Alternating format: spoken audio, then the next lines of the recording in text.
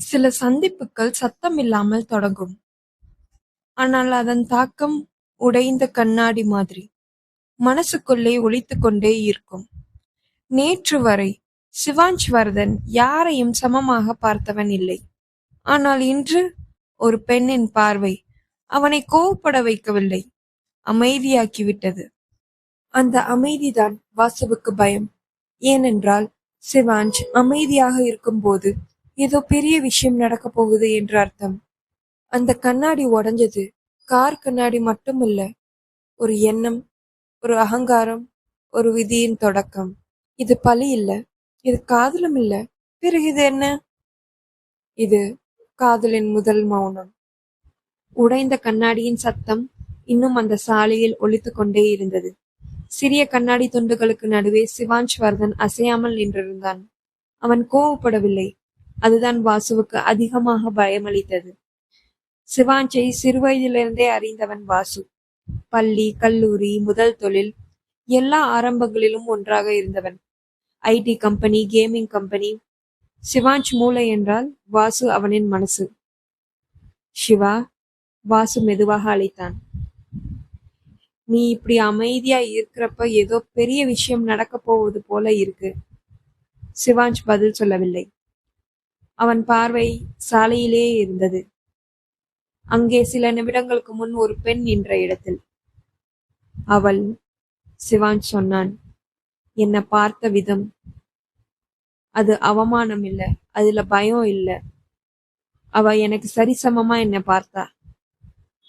வாசு திரும்பி பார்த்தான். சிவாஞ்ச் யாரையும் அவனுக்கு சரிசமமாக பார்க்க விட்டதில்லை. நீ அவளை விட்டுட்ட. வாசு சொல்லி முடிப்பதற்குள் இல்ல. சிவாஞ்ச் குரல் கடுமையானது.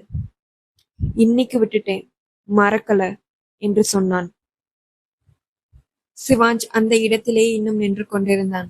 அவனுடைய கைகள் தளரவில்லை. கண்களில் கோபம் இருந்தது.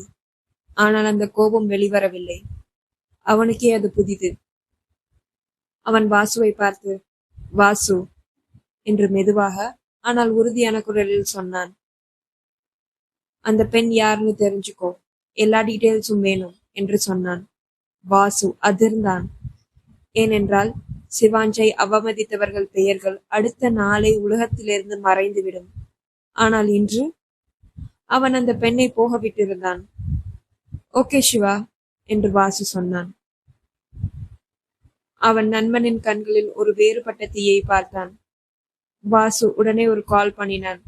ஒரு கார் அனுப்பு இப்போவே என்று சொன்னான். கார் வந்தது. உடைந்த கண்ணாடியுடன் இருந்த அந்த காரை அங்கிருந்து எடுத்துச் செல்லப்பட்டது. சிவாஞ்ச் திரும்பி பார்க்கவில்லை. ஆனால் அவன் மனசு அங்கிருந்தே நகரவில்லை. சிவாஞ்ச் தன் கோபத்தை அடக்கி கொண்டு வேறொரு காரில் ஏறி அடுத்த மீட்டிங்க்கு சென்றான். அதே நேரத்தில் ஸ்கூட்டியில் இஷிதாவும் லக்ஷ்மியும் சென்று கொண்டிருந்தனர். இஷு, லக்ஷ்மி தயக்கமாக கூப்பிட்டாள். ஸ்கூட்டி கொடுத்தவங்கிட்ட என்ன சொல்றது? மிரர் உடஞ்சிருக்கு என்று சொன்னாள். இஷிதா சிரித்தாள். அந்த சிரிப்பு ஏதோ தீர்மானித்திருந்தது. நாளைக்கு அவன் கண்ணாலே பார்த்துடுவான். இஷிதா ஸ்கூட்டியை நிறுத்தினாள். சாலையோரத்தில் ஒரு குப்பை தொட்டி இருந்தது. உடைந்த ஸ்கூட்டி மிரரை எடுத்து அதில் போட்டாள். இஷு, ஏன்? லக்ஷ்மி அதிர்ச்சியோடு கேட்டாள். சில கண்ணாடிகள் உடைவது நல்லதுதான் லக்ஷு என்று இஷிதா அமைதியாக சொன்னாள். ஸ்கூட்டி ரெண்ட் எடுக்கிறப்ப அவன் கண்ணாடியில பெண்களை பார்த்துட்டு இருந்ததை நீ பார்த்ததானே? அவன் பெண்களை பார்க்கிற இந்த கண்ணாடி உடைஞ்சது நல்லதுதான். லக்ஷ்மி புரிந்து கொண்டாள். அவள் சிரித்தாள். இஷு, நீ ரொம்ப டேஞ்சரஸ் என்று சொன்னாள். ஆனால் நான் நியாயமா தான் நடந்துக்கிட்டேன் என்று இஷிதா சொன்னாள். அந்த நாள் முழுக்க அவர்கள் பெங்களூரை சுற்றினார்கள். புது சாப்பாடு, புது இடங்கள், சிறு வழி, ஆனால் பயமில்லை. இரவு ஹோட்டல் அறையில், நாளைக்கு இன்டர்வியூ என்று லக்ஷ்மி சொன்னாள். நம்ம வேலை தான் நம்மளை பத்தி பேச போகுது. இஷிதா உறுதியுடன் பதிலளித்தாள். மறுநாள் காலை ஜீன்ஸ் பேண்ட், பிரிண்டட் டிஷர்ட்டை இஷிதாவும் லக்ஷ்மியும் அணிந்தார்கள். ஸ்கூட்டி கிளம்பியது எஸ்வி கேம் ஸ்டுடியோவை நோக்கி. அதே நேரத்தில் ஒரு அலுவலகத்தில் அவன் மெதுவாக சொன்னான், சிவா. சிவாஞ்ச் எதுவும் சொல்லவில்லை. ஆனால் அவள் முகம் சிவாஞ்சுக்குள் ஏற்கனவே ஏதோ செய்ய ஆரம்பித்திருந்தது. அவன் நினைத்தது இது பழி என்று. ஆனால் விதி சிரித்தது. இஷிதாவும் லக்ஷ்மியும் எஸ்வி கேம் ஸ்டுடியோ அலுவலகத்தின் ரிசப்ஷனுக்கு அவர்கள் வந்தார்கள். எக்ஸ்கியூஸ் மீ, இஷிதா மெதுவாக சொன்னாள். இன்டர்வியூ எங்க கண்டக்ட் பண்றாங்கன்னு சொல்ல முடியுமா? ரிசப்ஷன்ல இருந்த பெண் மிகவும் அழகான ஒரு சிரிப்புடன் அவர்களை பார்த்தாள். இன்டர்வியூ மெயில் வந்திருக்கா? அவள் கேட்டாள்.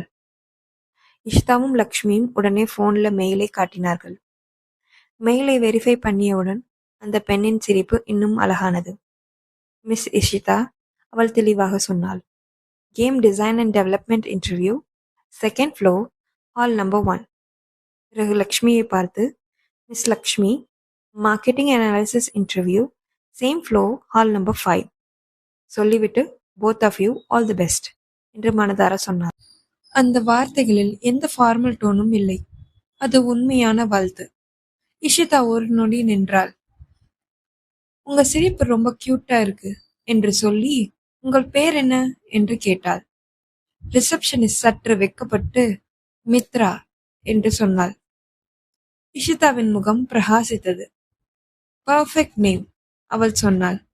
மித்ரானா ஃப்ரெண்டுன்னு அர்த்தம். உங்க பேரண்ட்ஸ் உங்களுக்கு சரியான பேர் தான் வச்சிருக்காங்க. It really shoots you. அந்த வார்த்தை மித்ராவின் மனதை தொட்டது. அவள் இந்த கம்பெனியில் சேர்ந்த நாளிலிருந்து எல்லோரையும் சிரித்த முகத்தோடு வரவேற்றாள். ஆனால் இதுவரை யாரும் அவளிடம் இது போல சொன்னதில்லை. இஷிதாவும் லக்ஷ்மியும் லிப்டுக்குள் சென்றனர். ஆனால் மித்ரா அந்த நாள் முழுக்க மனசு நிறைந்த சிரிப்போடு இருந்தாள். உடைந்த கண்ணாடிதான், ஆனால் அதன் சத்தம் இன்னும் மனசுக்குள்ள ஒலிக்குது இல்லையா? சிவாஞ்ச் அமைதியாக இருந்தான். இஷிதா தன்னம்பிக்கையோடு முன்னே நடக்கிறாள். இருவருக்கும் தெரியாமல் விதி மெதுவாக ஒரே கதவை நோக்கி அவர்களை இழுத்துக்கொண்டே இருக்கிறது. அடுத்த எபிசோட்ல இஷிதாவுக்கும் லக்ஷ்மிக்கும் இன்டர்வியூ நாள். குவெஸ்டின் கேட்க போறது பேனல் மெம்பர்ஸ் மட்டும் இல்ல, விதியும் தான். ஆனால் ஒரு உண்மை இஷிதாவுக்கு இன்னும் தெரியாது. அவள் நுழைய போகும் அந்த எஸ்வி கேம் ஸ்டுடியோஸ் யாருடையதென்று. அந்த கதவை திறந்த உடனே அமைதி உடையுமா இல்ல தொடருமா? அதற்கு பதில் அடுத்த எபிசோட்ல. இந்த எபிசோட் உங்க மனசுக்குள்ள ஒரு நொடி நின்றிருந்தால் லைக் பண்ணுங்க, உங்க ஃப்ரெண்ட்ஸ் கிட்ட ஷேர் பண்ணுங்க. உங்களுக்கு ஏதாவது கேள்வி மனசுக்குள்ள இருந்துச்சுன்னா கமெண்ட்ல எழுதுங்க. இந்த கதையின் அடுத்த மௌனத்தையும் அடுத்த சந்திப்பையும் மிஸ் பண்ணக்கூடாதுன்னா எம்பி ஆடியோ நாவல்ஸை சப்ஸ்கிரைப் பண்ண மறக்காதீங்க. இது கேட்கும் கதை அல்ல, உணரும் அனுபவம். இந்த கதையின் புதிய அத்தியாயங்கள் ஒவ்வொரு திங்கட்கிழமை, புதன்கிழமை, ஞாயிற்றுக்கிழமை அன்று உங்களுக்காக ஒளிபரப்பப்படும். காதல், வலி, விதி எல்லாம் ஒன்றாக பின்னிய இந்த பயணத்தை தவறவிடாதீர்கள். விதி கட்டிய காதல் உங்கள் இதயத்தை தொட்ட கதையாக தொடர்ந்து சந்திப்போம். அதுவரை உங்களிடமிருந்து விடைபெறுவது நான் உங்கள் ஆத்யா.